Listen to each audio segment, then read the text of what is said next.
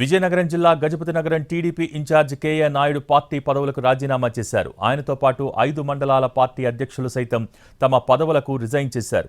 గజపతి నగరం టికెట్ ఆశించారాయన. అయితే టీడీపీ అధిష్టానం కొండపల్లి శ్రీనివాస్కు టికెట్ ఇచ్చింది. ఇటు అనకాపల్లిలోనూ టీడీపీ శ్రేణులు రోడ్డెక్కారు. జనసేన అభ్యర్థి మాజీ మంత్రి కొణతాల రామకృష్ణకు టికెట్ ఇవ్వటాన్ని తప్పుపట్టారు. పీలా గోవింద్ సత్యనారాయణకు టికెట్ ఇవ్వకపోతే రెబల్గా పోటీ చేయించి గెలిపించుకుంటామంటూ నినాదాలు చేశారు. తిరుపతి జిల్లా తంబళ్లపల్లిలోనూ సేమ్ సీన్. ఇక్కడ శంకర్ యాదవ్కు టికెట్ వస్తుందని అనుకున్నారు టీడీపీ కార్యకర్తలు. కానీ మరో వ్యక్తి పేరును ప్రకటించింది. దీంతో ఆందోళనకు దిగారు. పార్టీ కార్యాలయంలోని బ్యానర్స్ను చించేశారు. అంగళ్లు ఘటనలో వైసీపీ నేతలు దాడులు చేసి కేసులు పెట్టినా సరే తట్టుకుని నిలబడితే పార్టీ మరో వ్యక్తికి టికెట్ ఎలా ఇస్తారని ప్రశ్నించారు.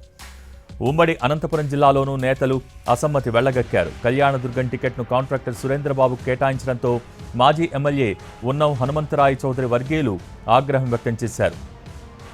ఇక చంద్రబాబు నాయుడు ఫ్లెక్సీలు చించేసి నిరసన తెలియజేశారు. ఇటు పెనుగొండ టికెట్ను సవితమ్మకు కేటాయించడంపై నిరసన వ్యక్తమైంది. చంద్రబాబు నిర్ణయానికి వ్యతిరేకంగా మాజీ ఎమ్మెల్యే బీకే పార్థసారథి వర్గీయులు ధర్నా చేపట్టారు. సింగనమలలోనూ ఇదే రచ్చ జరిగింది. ఎమ్మెల్యే అభ్యర్థిగా బండారు శ్రావణిని ప్రకటించడంపై భగ్గుమన్నాయి టీడీపీ శ్రేణులు. అనంతపురం టీడీపీ కార్యాలయం ముందు హంగామా సృష్టించారు. కిటికీ అద్దాలు ధ్వంసం చేశారు.